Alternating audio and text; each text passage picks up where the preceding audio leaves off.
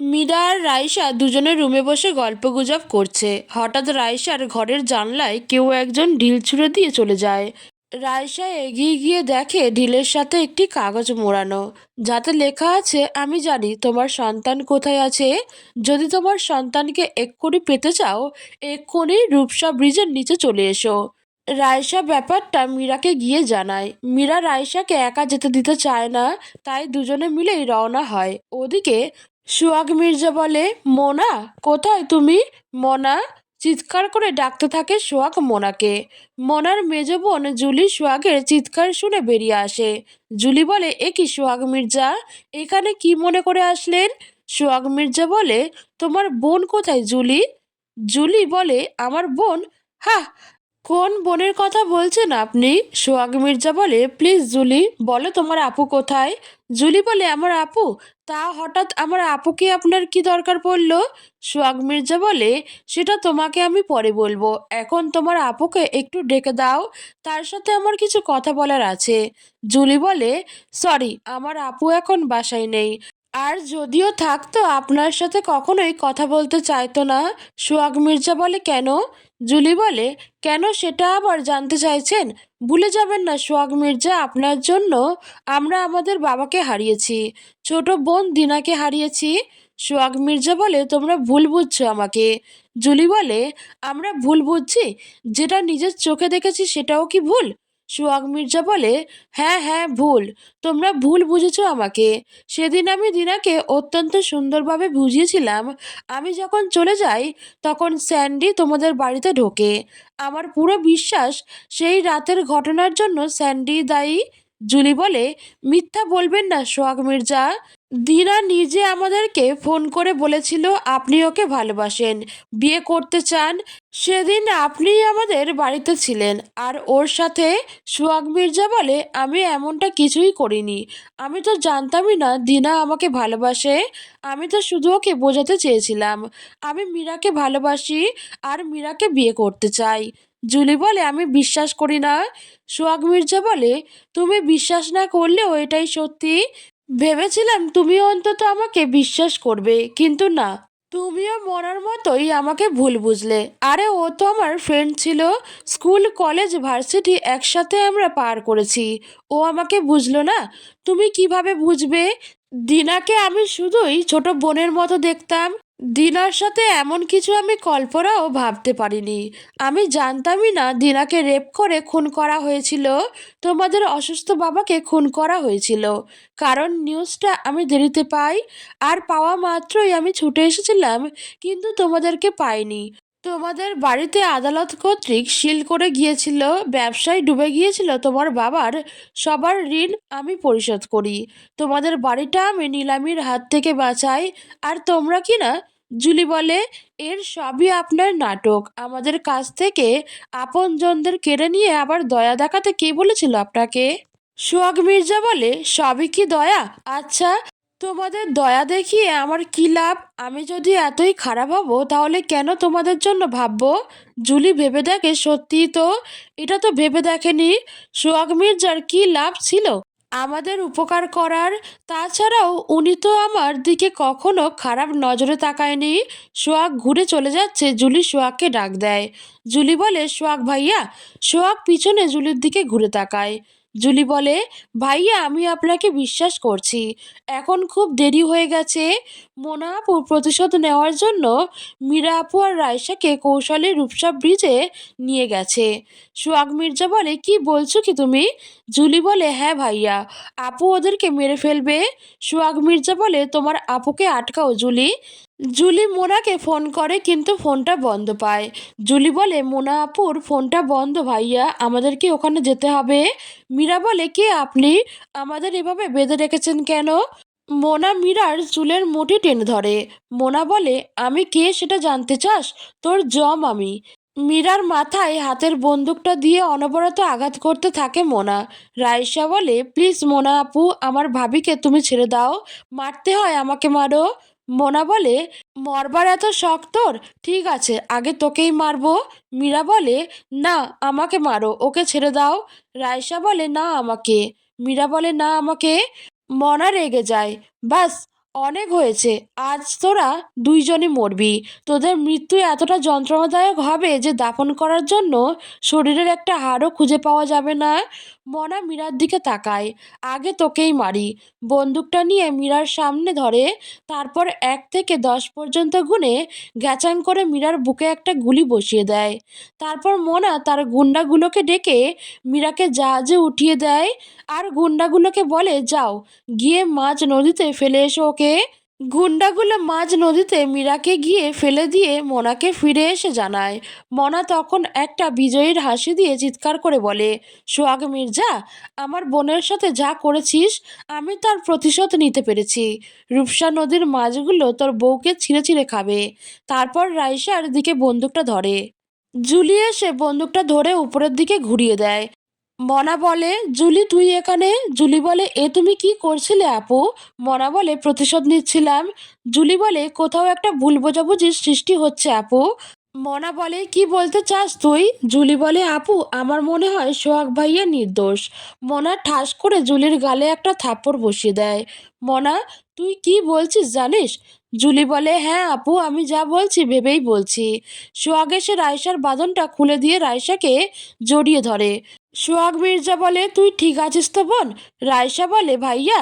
রাইসা কাঁদতে থাকে। সোহাগ মির্জা বলে, কাঁদছিস কেন পাগলি? আমি চলে এসেছি না? সোহাগ এদিক ওদিক তাকিয়ে, মীরা কোথায়? রাইসা বলে, ভাইয়া, ভাবি। সোহাগ মির্জা বলে, কি? রাইসা, ভাবিকে মোনা আপু। সোহাগ মির্জা, তারপর? রাইসা, মোনা আপু ভাবিকে। সোহাগ মির্জা, আমার এবার খুব ভয় করছে, কিন্তু ছুটকি, তাড়াতাড়ি বল কি করেছে মোনা আমার মীরার সাথে? রাইসা, তুমি শান্ত হও ভাইয়া, আমি বলছি। সোহাগ মির্জা, কি করেছে মোনা ওর সাথে? রাইসা, মেরে ফেলেছে। মোনা আপু ভাবিকে মেরে রূপসা নদীতে ফেলে দিয়েছে। সোহাগ মির্জা, না। সোহাগ চিৎকার করে বসে পড়ে। খুব জোরে জোরে কাঁদতে থাকে সোহাগ। এমন সময়ে হঠাৎ কেউ এসে তার রক্তে ভেজা নরম হাতটি দিয়ে সোহাগের কাঁধ স্পর্শ করে। সোহাগ ঘুরে দাঁড়িয়ে দেখে মীরা রক্তাক্ত অবস্থায় দুলছে। সোহাগ মীরাকেই ধরতে গিয়ে জ্ঞান হারিয়ে ফেলে। সোহাগ মির্জা, এই মীরা, কথা বলো, কথা বলো বলছি, কি হয়েছে তোমার মীরা? রাইসা, ভাইয়া ভাবির গুলি লেগেছে, এক্ষুনি ভাবিকে নিয়ে আমাদের হসপিটালে যেতে হবে, আর দেরি করো না। সোহাগ মীরাকে কোলে তুলে নিয়ে হসপিটালে যাবে। মনা এসে সোহাগকে ধাক্কা দিয়ে ফেলে দেয়। মনা, ভেবেছিলাম তোর বউকে মারবো, বোনকে মারবো, কিন্তু না, তোর বউ বেঁচে ফিরে আসলো। তবে এখন যখন তুই এসে গিয়েছিস, আজ নিজের হাতে তোদের সবাইকে খুন করব। সোহাগ মির্জা বলে, দেখ মোনা, তোর রাগ আমার উপর, আমার মীরাকে তুই বাঁচতে দে। মোনা বলে, বাঁচতে দেব? হা, তুই বাঁচতে দিয়েছিলি আমার বাবা বোনকে? সোহাগ মির্জা, তুই ভুল করছিস মোনা। মোনা, আমি ভুল করছি? আজ আমি আমার বাবা বোনের প্রতিশোধ নিচ্ছি। এখন যখন সুযোগ পেয়ে গেছি, নিজের হাতে তোকে আর তোর পরিবারকে খুন করে প্রতিশোধ পূর্ণ করব। মনা সোহাগের দিকে বন্দুকটা ধরে। যেই গুলি ছুটতে যাবে তখনই পুলিশ এসে মনার হাতে গ্যাচাং করে একটা গুলি বসিয়ে দেয়। মনার হাত থেকে বন্দুকটা ছিটকে দূরে গিয়ে পড়ে। তারপর পুলিশ মনাকে অ্যারেস্ট করে নিয়ে যায়। যাওয়ার সময় মনা সোহাগকে বলে যায়, আমি আবার ফিরে আসবো সোহাগ মির্জা, তোর প্রতি প্রতিশোধ নিতে, তোকে শাস্তি দিতে। কতটা মনে রাখিস? সোহাগ মীরাকে হসপিটালে নিয়ে যায়। মীরার শরীরে গুলি ছুঁয়ে বেরিয়ে যাওয়ার কারণে মীরা এখন বিপদমুক্ত। মীরাকে কেবিনে শিফট করা হয়েছে। রাইসা আর সোহাগ মীরার পাশে বসে রয়েছে। রাইসা, আচ্ছা ভাবি, তোমাকে না নদীতে ফেলে দিয়েছিল? মীরা, পালিয়েছিলাম। রাইসা, মানে? মীরা, আমাকে জাহাজে উঠিয়ে গুন্ডাগুলো গল্প করছিল, আমি সুযোগ বুঝে সেখান থেকে পালাই। তারপর গুন্ডাগুলোর মধ্যে একজন আমাকে চিনতে পেরে পালাতে সাহায্য করেছে, আর তার সাথীদের বলে আমাকে সে নদীতে ফেলে দিয়েছে। রাইসা বলে, কিভাবে চিনল ওই গুন্ডাটা তোমাকে? মীরা বলে, রাইসুলের ডাক্তারি পড়ার টাকার জন্য একদিন তার স্ত্রীকে আমি কিডনি ডোনেট করতে গিয়েছিলাম। রাইসা বলে, ও। সোহাগ মির্জা বলে, এসব কথা এখন বাদ দাও, আগে সুস্থ হও, তারপর বলবে। 20 বছর পর?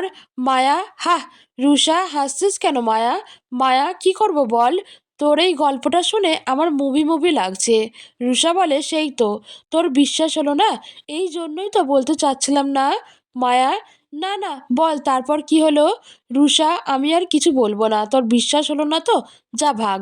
মায়া, ওই শালি, একটা গল্প শেষ না করে বাহানা শুরু করছিস। আগে বল তারপর কি হলো? রুষা, এই গল্প না মায়া, এটা আমার মামা মামির। মায়া, কি?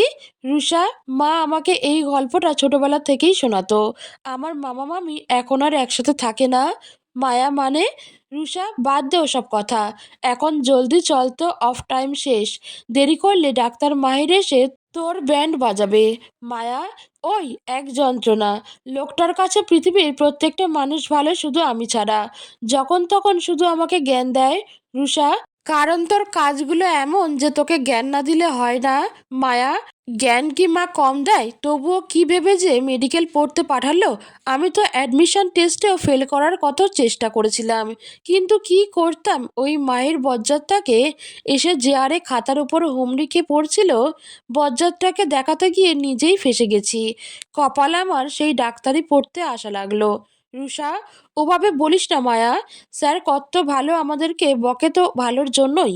মায়া, থামবি তুই? ওই বজ্জাতটার হয়ে আর সাফাই গাইতে আসবি না। মাহির? কে বজ্জাত? মায়া।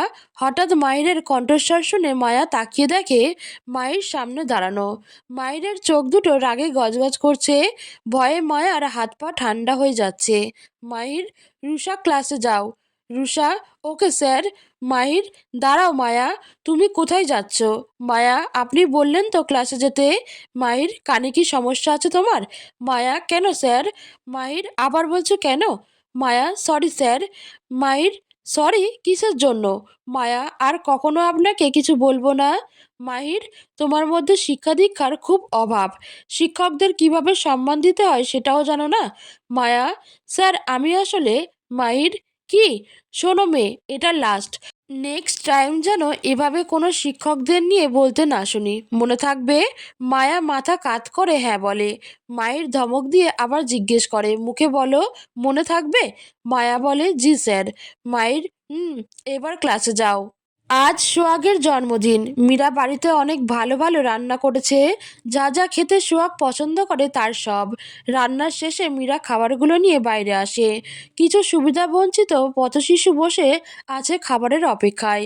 তাদেরকে পাত পেরে খেতে দিয়ে শাড়ির আঁচলে চোখের পানি মুছছে মীরা। খাওয়ার শেষে যখন শিশুগুলো চলে যায়, মীরা দৌড়ে গিয়ে খাটের নিচে লুকিয়ে রাখা সুটকেসটা বের করে। সোহাগের ছবিটা হাতে নিয়ে কাঁদে। অনেক অসম্মান, অবহেলা আর অপমান নিয়ে মীরা সোহাগের বাড়ি থেকে সেদিন রাতে বেরিয়ে এসেছিল। তারপর আর নিজের আপনজন কারোর সাথে যোগাযোগ রাখেনি। মীরা সোহাগের ছবিতে হাত বুলাচ্ছে আর কাঁদছে। মীরার চোখের পানি গড়িয়ে সোহাগের ছবির ফ্রেমে পড়ছে। মীরা, আপনি আমাকে ভুল বুঝলেন, এত বড় অপবাদ দিলেন আমাকে আপনি। মায়া, ও তো আমার আর আপনার সন্তান, কিন্তু আপনি ভাববেন না আমি কখনো মায়াকে জানতে দেব না ওর পিতৃ পরিচয়। ওর মাও আমি আর বাবাও আমি। ও কখনো আপনার কাছে নিজের পরিচয় নিয়ে যাবে না। আপনি ভালো থাকুন, খুব ভালো থাকুন। জীবন থেকে 20টা বছর চলে গেল। এর মধ্যে এমন একটা রাত নেই আমি আমার মীরাকে নিয়ে ভাবিনি। এমন একটা দিন নেই তোমায় অনুভব করিনি। তুমি আছো, তুমি ছিলে, আর জীবনের শেষ নিঃশ্বাস পর্যন্ত তুমিই থাকবে আমার জীবনে। তুমি বলতে না মীরা, আমি সত্যিই খুব পচা, নোংরা, খারাপ একটা মানুষ। সত্যি আমি তোমার যোগ্য নই। ভুল বুঝেছি আমি। ভুল বুঝে তোমার মতো একটা নিষ্পাপ মেয়েকে মিথ্যা অপবাদ দিয়েছি। আর আজ আমি তার শাস্তি পাচ্ছি। তোমাকে হারিয়ে বুঝেছি তুমি কি ছিলে আমার জীবনে। আমি জানি না আর কখনো তুমি ফিরে আসবে কিনা, বলবে কিনা, ওগো আমাকে একটু ভালোবাসুন, একটু আদর দিন। তবুও আমি তোমার অপেক্ষায় থাকি। খুব ভালোবাসি যে তোমায়। মীরার ছবি বুকে নিয়ে কথাগুলো বলে কাঁদতে থাকে সোহাগ। হঠাৎ সোহাগের কাঁধে কারো হাত পড়ে। সোহাগ চোখের পানি মুছে তাকিয়ে দেখে বোন রায়সা ছলছল চোখে সোহাগের দিকে তাকিয়ে আছে। সোহাগ মির্জা, তুই কখন এলি ছুটকি? রায়সা, সোহাগ মির্জা, কি হলো, কথা বলছিস না? রায়সা, আর কত নিজের কষ্টগুলো সবার থেকে লুকাবে ভাইয়া? সোহাগ মির্জা, কিসের কষ্ট? মুচকি হাসি দিয়ে বলে রায়সা, ভাবির ছবি বুকে নিয়ে এতক্ষণ তুমি যেই কথাগুলো বলছিলে তার সব আমি শুনেছি। এত ভালোবাসো তুমি ভাবিকে, তাহলে কেন ভাইয়া সেদিন ভাবির কথাগুলো যদি একবার শুনে নিতে, তাহলে আজ এইভাবে তোমাকে কষ্ট পেতে হতো না। আমার ভাবি যে ফুলের মতন পবিত্র। সোহাগ মির্জা, খুব ভুল করেছি আমি। না, ভুল কেন বলছি, আমি যে অপরাধী। রাইসা, ওই মিথ্যাবাদী হাসানের কথায় তুমি সেদিন বিশ্বাস না করলে ভাবি আজ আমাদের সাথেই থাকতো। সোহাগ রাইসাকে জড়িয়ে ধরে খুব জোরে কাঁদে। সোহাগ মির্জা, ভুল করেছি রে বোন, অনেক বড় ভুল করেছি। আমার তখন মাথা ঠিক ছিল না, আর তাই তো মীরাকে কোনো কথা বলার সুযোগ দেইনি। শুধু আমার সিদ্ধান্তটা ওর উপর চাপিয়ে দিয়েছি। ও এখন কোথায় আছে, কেমন আছে, কিছুই আমি জানি না। রাইসা, ভাইয়া কেঁদো না প্লিজ, আমি তোমাকে এভাবে কাঁদতে দেখতে পারছি না। রাইসা সোহাগকে বসিয়ে হাতে এক গ্লাস পানি ধরিয়ে দেয়। সোহাগ ঢকঢক করে পানিটুকু খেয়ে নেয়। সোহাগ মির্জা, আচ্ছা রাইসা, তোর ভাবি তো জানে আমার খুব রাগ, তাহলে এভাবে কেন আমাকে ছেড়ে চলে গেল? ও কি পারতো না প্রতিবারের মতো তখনও আমাকে একটু সময় দিতে, একটু বোঝাতে? ও তো জানে আমি ওর উপর যতই রাগ করে থাকি না কেন, ওকে ছাড়া থাকতে পারি না। রাইসা বলে, আত্মসম্মানবোধ। হ্যাঁ ভাইয়া, একটি মেয়ে তার স্বামীর সব অন্যায় সহ্য করে বাকিটা জীবন কাটিয়ে দিতে পারে, কিন্তু চারিত্রিক অপবাদ, সেটা কখনো একটি মেয়ে সহ্য করতে পারে না। আজ যদি ভাবির জায়গায় আমি হতাম, হয়তো আমিও রাসুলকে ছেড়ে অনেক দূরে চলে যেতাম। সোহাগ মির্জা, হ্যাঁ, খুব খারাপ আমি। মীরা আমাকে সারপ্রাইজ দিতে চেয়েছিল, আর আমি জন্মদিনের পার্টিতে সকলের সামনে, ছি, আমার ভাবতেও ঘৃণা করছে। আমি আমার নিজের সন্তানকে অস্বীকার করেছি, বলেছে মীরার গর্ভে হাসানের অবৈধ সন্তান। রাইসা বলে, হাসান তার প্রাপ্য শাস্তি পেয়েছে। সোহাগ মির্জা, কিন্তু মীরা, ও তো কোনো অপরাধ ছাড়াই এত অসম্মান সহ্য করেছে। ও অনেকবার আমার কাছে নিজের সম্মানটুকু ভিক্ষা চেয়েছে, বলেছে আমার জীবন থেকে অনেক দূরে চলে যাবে। আর আমি কি না গোটা সমাজের চোখে আমার মীরাকে এতটা নিচে নামিয়ে দিলাম? রাইসা ভাইয়া, শান্ত হও। সোহাগ মির্জা, কিভাবে শান্ত হব বলো? এতগুলো বছর ধরে ভেতরে ভেতরে আমার যে অপরাধ বোধটুকু কুরে কুরে খাচ্ছে। আমি যে শেষ হয়ে যাচ্ছি বোন। মীরা আমাকে পায়ে পড়ে বলেছিল, বিশ্বাস করুন আমি পবিত্র, আমার সব কিছুই শুধু আপনার। আমি আপনার আমানত ওই হাসানকে নষ্ট করতে দেইনি। আর আমি মীরাকে ঘাড় ধাক্কা দিয়ে বাড়ি থেকে তাড়িয়ে দিয়েছি। ও অনেকবার আমাকে ডেকেছে, আমি শুনিনি। আজ যখন ও নেই, তখন আমি কষ্ট পাচ্ছি। আমার ভেতরটা শূন্য মরুভূমির মতো খাঁ করছে। আচ্ছা, আমার সন্তান কি পৃথিবীর আলো দেখেছে, নাকি আমার অংশ বলে মীরা তাকে? রাইসা, ছি ভাইয়া, এমন কথা বলো না। আমার ভাবি কখনো এমন কাজ করতে পারে না। সোহাগ মির্জা, যদি তাই হয় তাহলে তো এতদিনে আমার সন্তান অনেক বড় হয়ে গেছে। রাইসা, হুম, একদম, আমাদের রুষার সমবয়সী। মীরা মেডিকেল কলেজ ও হসপিটাল, একটানে টেবিলের উপর যা ছিল রাইসুল সব মেঝেতে ফেলে দেয়। বেল বাজাতেই নার্স ডাক্তার সব ছুটে ছুটে আসে রাইসুলের কেবিনে। রাইসুল সিকদার, সব শেষ। আমার এতদিনের সব পরিশ্রম ধুলোয় মিশিয়ে গিয়েছে এই হসপিটালের। শুধু আমার স্বপ্ন না, এর সাথে জড়িয়ে আছে আমার বোনের নাম। আজ সেই নামে সবাই, কি হয়েছে স্যার? রাইসুল রাগান্বিত দৃষ্টিতে সকলের দিকে তাকায়। রাইসুল সিকদার, কি হয়েছে সেটা আবার জানতে চাইছেন? আপনারা এতটা কেয়ারলেস কিভাবে হতে পারেন? কি হলে বুঝতে পারছেন না? রাইসুল টিভিটা অন করে। সবাই নিউজের নিচের হেডলাইনটা পড়ে মাথা নিচু করে ফেলে। কি হলো, এখন মাথা নিচু করে আছেন কেন? কথা বলুন। কে করেছে শ্যামলী বসুর অপারেশনটা? ডাক্তার নাহিদ। শ্যামলী বসু তো 105 নম্বর কেবিনে ছিল স্যার। 105 নম্বর কেবিনের পেশেন্টের সার্জারি ডাক্তার মাহির খান করেছেন। Raisul Sikdar, what? Doctor Manha, G sir, এটাই সত্যি। রাইসুল সিকদার, নার্স এক্ষুনি গিয়ে ডাক্তার মাহিরকে ডেকে আনুন।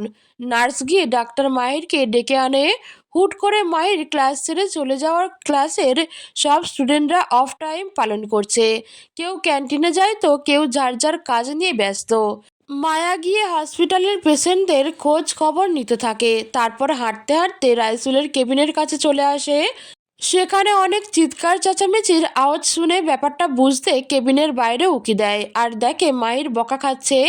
রাইসুল শ্যামলী বসুর ফাইলটা মাহিরের মুখের উপর ছুঁড়ে মারে। মাহির ফাইলটা তুলে খুলে দেখে, বিস্মিত হয়, কারণ রিপোর্টটা চেঞ্জ। রাইসুল সিকদার, পেশেন্টের শরীরে কোনো রোগ না থাকা সত্ত্বেও কেন আপনি অপারেশন করেছেন? মাহির: স্যার, আমি রিপোর্টটা দেখেই অপারেশন করার সিদ্ধান্ত নিয়েছিলাম। রাইসুল সিকদার: তার মানে আপনি বলতে চাচ্ছেন সব জেনে শুনে একজন পেশেন্টকে মৃত্যুর মুখে ঠেলে দিয়েছেন? মাহির: আমি সেটা কখন বললাম স্যার? আমি তো বলতে চেয়েছি রিপোর্টটা আমার দেখার সময় কেউ বদলে দিয়েছে, কেউ হয়তো আমাকে ফাঁসাতে চায়। রাইসুল সিকদার: অদ্ভুত তো, কে আপনাকে ফাঁসাতে চাইবে? মাহির: বিশ্বাস করুন স্যার, আমি যখন রিপোর্টটা দেখেছিলাম তখন পেশেন্টের অপারেশনটা হওয়া খুব প্রয়োজন ছিল। রাইসুল সিকদার: তাই নাকি? তা কিভাবে মানবো আপনি যা বলছেন সত্যি বলছেন? কী প্রমাণ আছে আপনার কাছে? মাহির: স্যার, এখন আমার কাছে কোনো প্রমাণ নেই, তবে একটু সময় দিলে আমি প্রমাণ জোগাড় করে আনতে পারবো। রাইসুল সিকদার: বেশ, আমি আপনাকে 24 ঘন্টা সময় দিচ্ছি। এর মধ্যে যদি আপনি নিজেকে নির্দোষ প্রমাণ করতে না পারেন তাহলে আপনার থেকে ডাক্তারি লাইসেন্স কেড়ে নেওয়া হবে, আর আপনাকে পুলিশেও দেওয়া হবে। মাহির: ওকে স্যার। মাহির রাইসুলের কেবিন থেকে বেরিয়ে এসে কেবিনের সামনে মায়াকে দেখতে পায়। মায়ার তো ভয়ে কলিজা শুকিয়ে যাচ্ছে। না জানি মাহির এখন তাকে কি না কি বলবে, কিন্তু মায়াকে অবাক করে দিয়ে মাহির একটু আড়চোখে তাকিয়ে মায়ার পাশ কেটে চলে যায়। মায়া: অদ্ভুত লাগলো ব্যাপারটা, লোকটা আমায় কিচ্ছু না বলে চলে গেল। এমনটা তো আগে কখনো হয়নি। সত্যিই কি উনি অনেক বড় ঝামেলায় ফেসেছে? এখন পুরো হসপিটাল তার বিপক্ষে, কেউ উনার কথা বিশ্বাস করবে না। কিন্তু আমি তো জানি উনি কখনো এত বড় ভুল করেন না। আমার পুরো বিশ্বাস আছে উনার উপর। মায়া মনে মনে কথাগুলো ভেবে দৌড়ে গিয়ে মাহিরের সামনে এসে দাঁড়ায়। মাহির: কি হলো? মায়া: স্যার, আমি আপনাদের সব কথা শুনেছি। আমি কি আপনার কোনো সাহায্য করতে পারি? মাহির: কি করবে? মায়া: যা আপনি বলবেন। আমার মনে হয় আপনার পাশে আমার এখন থাকাটা খুব দরকার। মাহির: সরো সামনে থেকে। মায়া: না। মাহির: ঠিক আছে, এসো আমার সাথে। মাহির মায়াকে টেনে স্টোর রুমে নিয়ে যায়। মায়া: এ কি, এখানে কেন আনলেন? মায়া মনে মনে ভয় পায় হয়তো কথাটা বলার জন্য মাহির মায়াকে শাস্তি দেবে। ভয়ে মায়ার কপালে ঘাম চলে আসে। মাহির মায়ার হাত দুটি শক্ত করে দেয়ালের সাথে চেপে ধরে। মাহির: কি সাহায্য করবে তুমি আমার? মাহির মায়ার দিকে মুখটা এগিয়ে নিয়ে আসে। মায়া লজ্জা লজ্জা মুখ করে বলে, কি করছেন আপনি? মাহির মায়ার এক হাত ছেড়ে দিয়ে স্টোর রুমের লাইটটা অন করে। লাইটটা অন হলে মায়া চোখটা তুলে মাহিরের দিকে তাকায়। তখন মাহির মায়ার আরেকটা হাত ছেড়ে দিয়ে মায়াকে ধাক্কা দিয়ে দূরে সরে যায়। মাহির: কি করব ভেবেছিলে? শোনো মেয়ে, তোমাকে আমি বিয়ে করেছি শুধুমাত্র আমার বাবা মাকে খুশি করতে। তাছাড়া তোমার মতো একটা পিতৃ পরিচয়হীন মেয়েকে নিজের স্ত্রী হিসেবে মেনে নেওয়া আমার পক্ষে সম্ভব নয়। আর কখনো স্ত্রী হওয়ার কথা মনেও করো না। মানুষ জানলে কেলেঙ্কারি হয়ে যাবে। এটা আমার প্রফেশনাল প্লেস। মনে থাকবে কথাটা? ধমক দিয়ে বলে। বল, মনে থাকবে? মায়া: হুম, মনে থাকবে, ভয়ে ভয়ে বলে মায়া। মাহির: গুড। এখানে শ্যামলী বসুর সেই নকল ফাইলটা পাওয়া যেতে পারে। সাহায্য করতে চেয়েছিলে না, এখন খোঁজো। মায়া: এখানে তো অনেক ফাইল, কোথায় খুঁজবো? মাহির: তা আমি জানি না। এই আমি বসলাম, তুমি খুঁজে এনে আমার কাছে দাও। একটা চেয়ার টেনে এনে মাহির পায়ের উপর পা তুলে বসে পড়ে। মায়া 2 ঘন্টা ধরে স্টোর রুমে শ্যামলী বসুর ফাইলটি খুঁজে চলেছে, আর মাহির আর চোখে মায়ার দিকে তাকিয়ে আছে। একটা মুহূর্ত মায়াকে স্থির থাকতে দিচ্ছে না। এদিকটাই খোঁজো, ওদিকটাই খোঁজো, পায়ের উপর পা তুলে হুকুম করে চলেছে। মায়া চেয়ার নিয়ে উপরের তাকের ফাইলগুলো নামাতে চেষ্টা করে। হাতটি উঁচু করে ফাইলগুলো নামাতে গেলেই পুরনো ফাইলগুলোর ভেতর থেকে কিছু ছোট ছোট তেলেপোকা বেরিয়ে এসে মায়ার হাত বেয়ে কামিজের মধ্যে ঢুকে যায়। মায়া চিৎকার করে লাফাতে লাফাতে চেয়ার থেকে নেমে মায়ের সামনে এসে কামিজ ঝাড়তে থাকে। মায়া: আ মায়ের খপ করে মায়াকে ঠেলে পাশের দরজাটার সাথে মিশিয়ে মায়ার মুখটা হাত দিয়ে চেপে ধরে রাখে। মাহির: সমস্যাটা কি তোমার? এইভাবে চিৎকার করছো কেন? মায়া মাহিরকে ধাক্কা দিয়ে ফেলে দিয়ে তোদলাতে তোদলাতে বলে। মায়া: তে তে তেলেপোকা।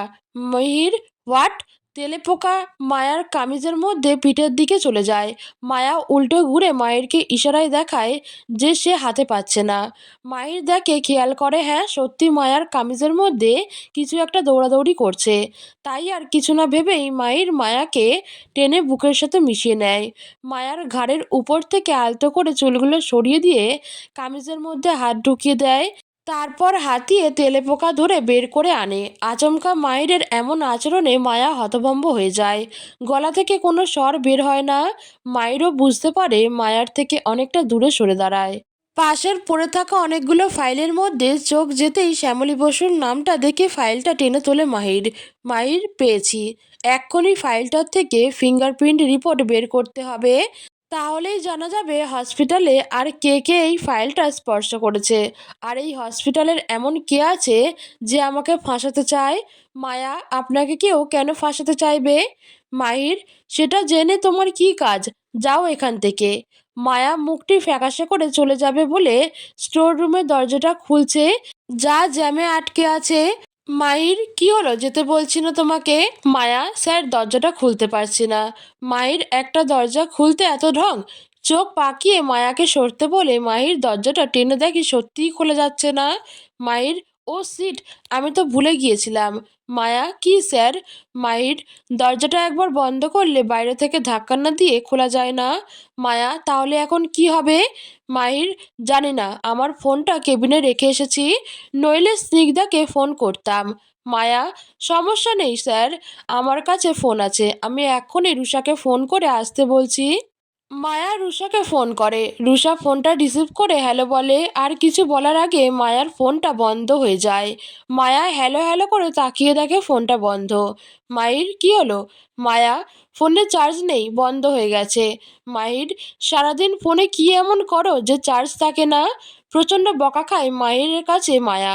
এমন সময় হঠাৎ বিদ্যুৎ চলে যায়। মায়া অন্ধকারে খুব ভয় পেয়ে চিৎকার করে মাহিরকে জড়িয়ে ধরে। মাহির, এই মেয়ে, কি হচ্ছে কি, ছাড়ো আমাকে। মায়া, না স্যার, প্লিজ ছাড়তে বলবেন না আমাকে, আমি অন্ধকারকে ভীষণ ভয় পাই। মাহির, ন্যাকামো হচ্ছে, ছাড়ো বলছি। মায়া, আপনি পরে দরকার হলে আমাকে 2-4টা চড় বসিয়ে দিয়েন, আমি তবুও এখন আপনাকে ছাড়তে পারবো না। মাহির, ফাজলামো করছো কিন্তু তুমি, ছাড়ো। মায়া, বললাম তো না। মাহির মায়াকে দূরে সরিয়ে দেয়। মায়া আবার মাহিরের বুকের সাথে মিশে যায়। মাহির, আমি কিন্তু এবার রেগে যাচ্ছি। মায়া, আপনি রাগলেও আমার এখন কিচ্ছু করার নেই। তাছাড়াও আমি আপনার স্ত্রী, আমার সাথে আপনি এমনটা করতে পারেন না। মায়া মাহিরকে আরও জোরে ঝাপটে ধরে। মাহির, তুমি অনেক বেয়াদব হয়ে গেছো, তোমাকে মাহির দেওয়া উচিত, না হলে শুধরাবে না। মায়া, মারুন, তবুও আপনাকে আমি এখন ছাড়তে পারবো না। আমি আমার স্বামীকে ধরেছি, আর বিদ্যুৎ না আসা পর্যন্ত এভাবেই থাকবো। আপনার যা করার বিদ্যুৎ আসলে করবেন। দুম করে আলো জ্বলে ওঠে। মায়ার চোখ দুটো অন্ধকারের ভয়ে এখনো বন্ধ হয়ে আছে। মায়ের দেখে বিদ্যুৎ আসার পরও মায়া তাকে ছাড়ছে না। মায়ের অসহ্য লাগে ব্যাপারটা। মায়াকে নিজের থেকে ছাড়িয়ে নিয়ে মায়ার চোখ বন্ধ পেয়ে ঝাঁকাতে থাকে। মায়া চোখ খুলে দেখে বিদ্যুৎ এসেছে, আর মায়ের দিকে তাকিয়ে দেখে মায়ের চোখ রাগে গজগজ করছে। আজ মায়ার রক্ষা নেই। মায়ের তো মায়াকে স্ত্রী হিসেবে মানে না, তাহলে মায়া কেন বারবার নিজের অধিকার বোধটা জানান দিতে যাবে? মায়া মুখ ঘুরিয়ে মাহিরের দিকে একটু দূরে সরে দাঁড়ায়। মায়াকে টেনে সামনে নিয়ে আসে মাহির। মাহির, ইচ্ছা করছে কষিয়ে একটা থাপ্পড় বসিয়ে দিই। বেয়াদব মেয়ে কোথাকার, সভ্যতা বলতে কিছু শেখোনি। মায়া, আমি কি সত্যিই কোনো ভুল করেছি? মাহির, আবার জানতে চাও? আজ তোমার সাহস দেখে আমি অবাক হচ্ছি। একেই তো এখানে আটকে আছি, বেরোবার উপায় খুঁজবো তাও না যত সব। মায়ের এমন কথা বলার পর মায়া কেঁদে ওঠে, জোরে চিৎকার জুড়ে দেয়। মায়া বলে, বাঁচাও বাঁচাও, মরে গেলাম, বাঁচাও। মায়ের, এই চিৎকার করছো কেন তুমি? কেউ এখানে আমাদের দেখলে কেলেঙ্কারি হয়ে যাবে। মায়া, কেউ কি আছো, বাঁচাও। মায়ের, আমি বলছি থামো। এতক্ষণে মায়ার চিৎকার শুনে কেউ একজন এসে পড়েছে। সে দরজা খুলতে গেলে মায়ার কানে আওয়াজ আসে। সাথে সাথে মায়া মিহিরকে ঠেলে দরজার পিছনে লুকিয়ে দিয়ে নিচে বসে পড়ে। নাহিদ এসে মায়াকে এখান থেকে এমনভাবে বসে থাকতে দেখে অনেক অবাক হয়ে যায়। ডাক্তার নাহিদ মায়ার পাশে বসে। ডাক্তার নাহিদ, এ কি মায়া, তুমি এভাবে বসে আছো কেন? মায়া চোখের ইশারায় মিহিরকে চলে যেতে বলে। মাহির স্টোর রুম থেকে বেরিয়ে বাইরে গিয়ে উঁকি দিয়ে দেখে কি করতে চাইছে মায়া। মায়া একটা বিড়ালের পিছনে ছুটতে ছুটতে এখানে এসে পড়ে গেছি, কিছুতে উঠতেই পারছি না স্যার। ডাক্তার নাহিদ মায়ার পা ভালোভাবে নাড়িয়ে চাড়িয়ে দেখে। ডাক্তার নাহিদ, না তোমার পা তো ঠিক আছে। মায়া, ঠিক আছে তাই না? কিন্তু আমি তো উঠতেই পারছি না স্যার। ডাক্তার নাহিদ, সামান্য মোচ হয়তো ঠিক হয়ে যাবে। মায়া, ও তাহলে ঠিক আছে। ডাক্তার নাহিদ, খুব কি ব্যথা করছে মায়া? মায়া, হুম। মায়া, আমি কি তোমাকে হেল্প করব? মায়া দরজার দিকে তাকিয়ে দেখে মাহির এখনো আছে। মায়া চোখের ইশারায় মাহিরকে বারবার চলে যাওয়ার ইঙ্গিত দেয়। মায়া, হেল্প করবেন? করুন স্যার। ডাক্তার নাহিদ মায়াকে কোলে তুলে উঠাতে চায়। মাহির দেখে মনে মনে বলে, এই মেয়ে কখনো শুধরাবার নয়। তারপর চোখ পাকিয়ে মায়ার দিকে একবার তাকিয়ে সেখান থেকে চলে যায় মাহির। মায়া মাহিরের যাওয়ার পানে তাকিয়ে থেকে এক লাফে উঠে দাঁড়ায়। মায়া, থাক স্যার, আমার পা একদম ঠিক হয়ে গেছে। এই দেখুন আমি নাড়াতে পারছি, এখন হাঁটতেও পারবো। মায়া স্টোর রুম থেকে বেরিয়ে যায়, আনমনা হয়ে হাঁটতে থাকে। রুষা এসে মায়াকে ডাক দেয়। মায়া খেয়াল করে না। হসপিটাল থেকে বেরিয়ে ইজি বাইকে ওঠে। রুষা দৌড়ে মায়ার কাছে আসার আগেই মায়া চলে যায়। রুষা, যা, বলতেই পারলাম না। হাদিস পার্কে শহীদ মিনারের সিঁড়িতে অসংখ্য কষ্ট বুকে নিয়ে বসে আছে আবির। মায়া এসে আবিরকে ডাকে। মায়া, আবির। মায়ার ডাক শুনে আবির কেঁপে ওঠে, আবার মনে মনে খুশিও হয়। মায়া যেন আবিরের প্রাণ।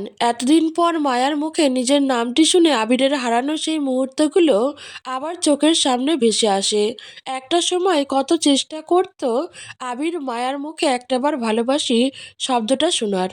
কিন্তু মায়ার সেই এক কথা, বিয়ের আগে নো প্রেম নো ভালোবাসা। মায়া শুধু আবিরকে এড়িয়ে চলতো, যার কারণ আবিরের জানা ছিল না। তারপর একদিন আবির মায়াকে বিয়ে করার সিদ্ধান্ত নেয়। বাবা মাকে নিয়ে চলে যায় মায়ার বাড়িতে। বিয়ে ঠিক হয়, তবুও মায়া আবিরের থেকে দূরত্ব বজায় রাখে। তবে কেন আবিরের থেকে দূরে থাকতো মায়া, সেই উত্তরটা আবিরের সামনে বিয়ের দিন আসে।